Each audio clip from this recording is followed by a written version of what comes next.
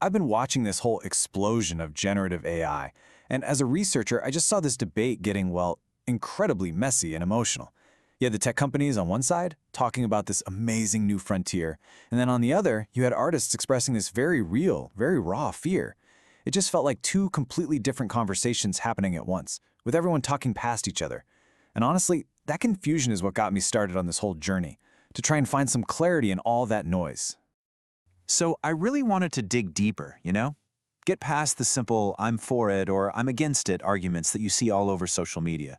What are the real stakes here? For creators, for the industry, for the very idea of art itself? Is this thing a partner, or is it here to take our jobs? That's the core question we're going to break down. And right away, I realized, wow, this is not a simple disagreement. The whole debate is incredibly polarized. It touches on everything, a creator's ethics, their paycheck, even their sense of identity in the world. It really is a massive dilemma with some seriously powerful arguments on both sides. Okay, so let's start with the optimistic case. Let's look at the bright side first.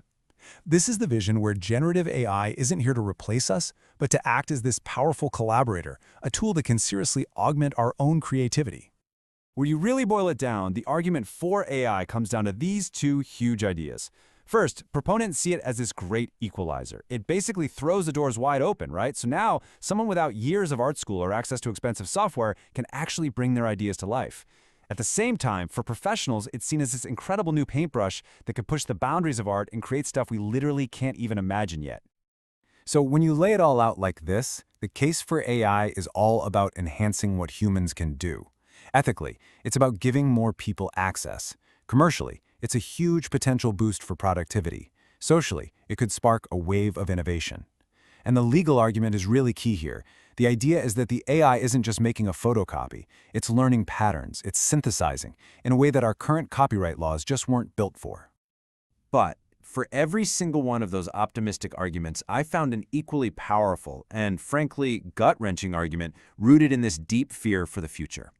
This is the other side of the coin, the peril of being replaced. And look, the most urgent fears I kept hearing about were economic. It's about money. First, there's just the raw fear of your job being automated away, of becoming obsolete. But then there's something a little more subtle, the fear of market devaluation. I mean, if anyone can generate endless high-quality images in seconds, what happens to the value of a piece of art that a human being poured weeks or even months of their life into? And this table really captures the full scale of the concerns. Ethically, you hear the argument that AI-generated art just lacks a human soul, and that it can just spit back out the biases it was trained on. Commercially, it's about job loss, and the feeling that artists' work is being used to train their own replacements without a dime of compensation. Socially, we have the huge risk of deepfakes and misinformation. And legally, it all comes back to this giant, unresolved mess around copyright infringement. Now, this is where things got really interesting for me. I started to realize that people aren't even having the same debate. The entire conversation changes completely depending on where you're having it. And this is exactly what I mean. If you read articles in traditional media or academic papers, the discussion is very high level, it's abstract. It's all about governance, professionalism, big systemic changes. But then you go onto social media, into the artist communities where people actually live and work, and the conversation is deeply personal. It's raw, it's emotional, it's about my art style being stolen, my income being threatened. It's like two totally different worlds talking about the exact same technology. So after mapping out this whole conflict, from the highest policy levels all the way down to the most personal anxieties, I started to see something emerge, a kind of consensus. And the answer isn't picking a side. It's not about being pro or anti-AI. It's about building a better system, a way to move forward where we can actually coexist with this technology. And the most promising idea I found is this concept of human-AI synergy. It completely reframes the debate. Suddenly, it's not AI versus human anymore, it's AI with human. Think of it this way. The human is the architect. We provide the vision, the context, the ethical guardrails. The AI, well, it's the super-powered construction crew that can execute on that vision with incredible speed. It follows our lead. But, and this is the absolute key takeaway from all of this, that amazing collaborative future is just a fantasy if we don't have clear rules and protections in place. Synergy can't happen without trust, and you can't have trust without guardrails. It's that simple. So if we actually want to build that trust, the consensus seems to point to these three, non-negotiable pillars. First up, we have to fix the legal mess.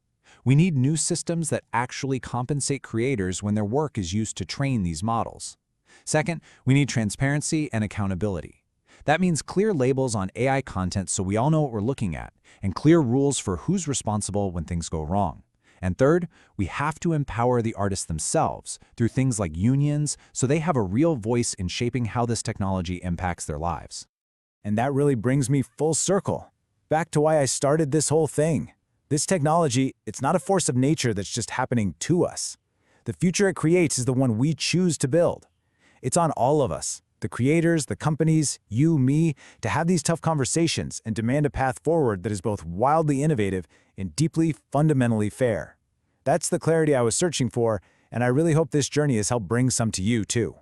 Thanks for joining me.